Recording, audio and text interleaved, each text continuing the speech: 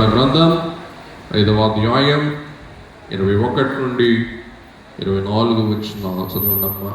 హానోకు 65 ఏళ్ళు బ్రతికి మెతూషెలను కనెను. హానోకు మెతూషెలను కనిన తరువాత 300 ఏళ్ళు దేవునితో నడుచుచు కుమారులను కుమార్తెలను కనెను. హానోకు దినములన్నీ 365 ఏళ్ళు. హానోకు దేవునితో నడిచిన తరువాత దేవుడు అతని తీసుకొని పోయెను గనుక అతడు లేకపోయెను. రైట్. దేవుని బిడ్డలారా, హానోకు ఈ పేరు మీలో ఎవరికైనా ఉందా? ఉంటే ఎత్తండిగారా. హానోకు ఎవరికి లేదు. హానోకు అంటే ప్రతిష్ఠితుడు.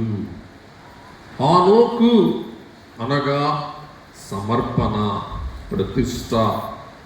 హానోకు అనగా క్రమశిక్షణ, ప్రతిష్ట. హానోకు ప్రతిష్ఠింపబడిన వాడు.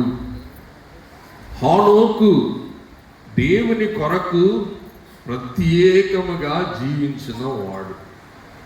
దేవుని బట్టి క్రమంగా జీవించిన వాడు, మర్యాదగా జీవించిన వాడు.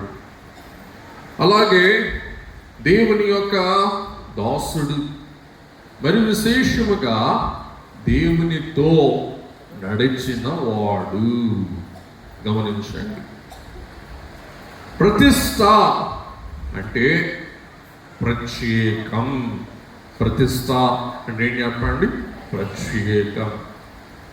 ఈ ప్రత్యేకం, ప్రత్యేకముగా ఉండటం అంటే ఏంటో మీకు అర్థం అవ్వాలని, మీకు అర్థమయ్యే రీతిలో చెప్తాను, వినండి. మీ అందరి ఇళ్లలో ఎన్ని తపాలాలు ఉంటాయి? ఎన్ని పాత్రలు ఉంటాయి? చాలా